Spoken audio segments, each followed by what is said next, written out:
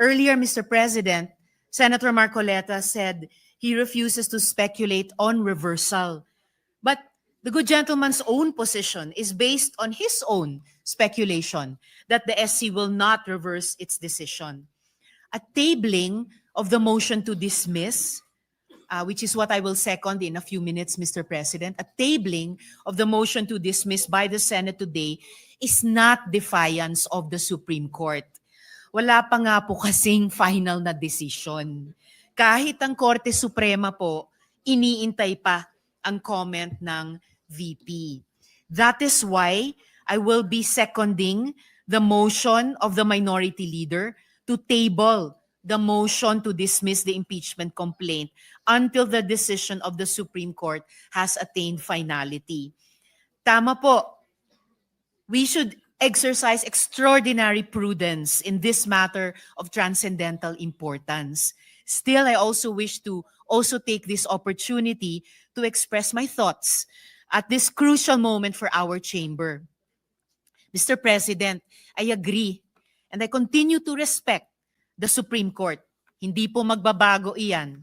But Mr. President, hindi naman po ibig sabihin ng respeto ay pananahimik. Lalo na kapag inisip natin kung gaano kalaki ang nakataya dito. Magkaiba rin yung rumerespeto at yung bulag. Kaya naman, I will not be choosing silence, nor will I be turning a blind eye in the face of clear and unmistakable injustice. I am encouraged by the words of brave professors of the UP College of Law who in 2010 issued a sharp critique of a Supreme Court decision, Vinuya versus Executive Secretary, which said, the court cannot regain its credibility and maintain its moral authority without ensuring that its own conduct, whether collectively or through its members, is beyond reproach. So, in the context of the SC decision, Duterte versus House of Representatives, I believe we need to shed light on some concerns which former justices and constitutional framers themselves, some of whom are here this afternoon, Mr. President, have underscored. Una, the Supreme Court decision was based on critical factual errors. At binanggit na rin po ito ni Minority Leader.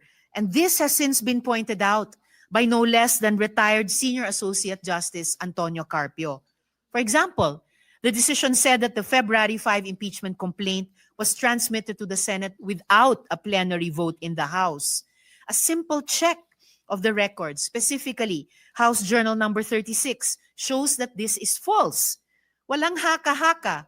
Those official records are plain for anyone to see.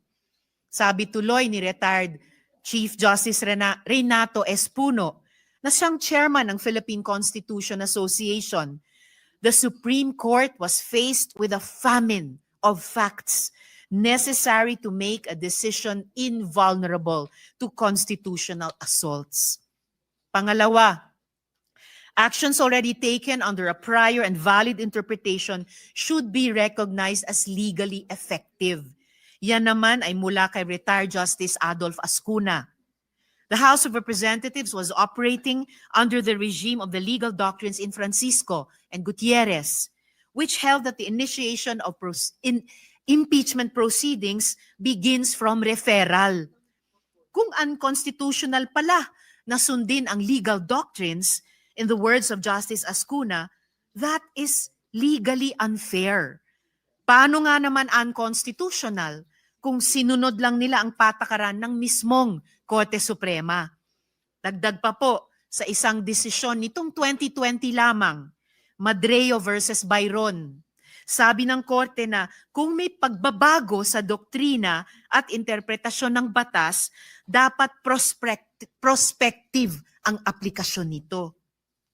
At ang pangatlo at huling punto, mistulang nadagdagan ang requirements sa proseso ng impeachment na hindi naman nakasaad sa ating saligang batas. These new limitations, Mr. President, are not found in our fundamental law. Wala yan sa konstitusyon at kontra yan sa accountability. One disturbing example, sabi ng desisyon, kailangan daw na isumite na ang bawat ebidensya laban sa opisyales sa pag-file pa lang ng complaint sa House.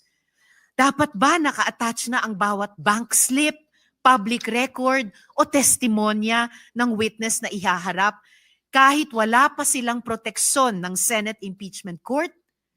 Ang tanong tuloy ng marami, realistic ba yan? Paano kung ang impeachment ay laban sa mataas na opisyal na kayang-kayang magtago ng ebidensya o manakot ng mga potential witness? Bakit humaba yata ang checklist ng proteksyon para lang sa impeachable officials? Samantalang ang taong bayan na nagtatanong, na naniningil ng pananagutan, sila pa ang pinahirapan. Sila pa ang nadagdagan ang requirements. Ayon sa Korte Suprema, an official facing impeachment does not stand to lose fundamental constitutional rights such as life, liberty, or property. Hindi buhay, kalayaan, o pag-aari ang inihahabla sa impeachment. Kung ang usapan naman ay due process, hindi ba't ang mismong impeachment trial na nga ang mismong venue para doon? Maririnig ang dalawang panig. May ebidensya, may magdedepensa. That is due process. So what are we afraid of? At dahil nandito rin po sa gallery ngayon, Mr. President, ang isa sa mga constitutional commissioners na si Christian Monsod, di lalo po akong confident na mag-take exception sa isang sinabi kanina ng good gentleman mula sa Taguig at Pateros na dapat mahirap ang proseso ng impeachment. Kontra po doon ang pananaw ng Constitutional Commission kung mababasa po natin ang records ng deliberations ng komisyon, partikular sa panig ni Commissioner Regalado. Muli, patuloy nating nirerespeto ang Korte Suprema. Pero pwede mong respetuhin ang isang institusyon habang nagtatanong at pinag-uusapan ang kanyang desisyon. In Firestone Ceramics Inc. versus Court of Appeals, the court conceded that it is not infallible. Should any error of judgment be perceived, sabi nila, it does not blindly adhere to such error. In this jurisdiction, rectification of an error more than anything else is of paramount importance. In the 2010 letter that I mentioned earlier, the UP law professors said that the position of the Supreme Court as the final arbiter of all controversies requires competence and integrity completely above any and all reproach. A breach of these values, the professor said, does violence to the primordial function of the Supreme Court as the ultimate dispenser of justice. And the UP Law Dean who led that letter to the Supreme Court, walang iba po kundi ang nagsulat ng desisyon na ating pinag-uusapan. Dear Mr. President, dear colleagues, I believe this decision is of the highest public interest, whose consequences will echo through time and history. Maraming taon mula ngayon, pag-aaralan at hihimayin ito ng lahat.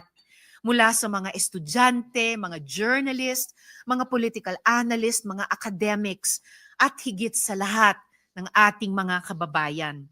One day, and this day will come, history will judge all of us based on our actions today, August 6, 2025. When history comes to remember, let's hope we stood where it mattered, that even in the face of doubt, we did what was right and just, with deep respect for the Supreme Court and all institutions of our country, Mr. President. I therefore second the motion to table the motion to dismiss the impeachment complaint until the decision of the Supreme Court has attained finality. Salamat po, Mr. President.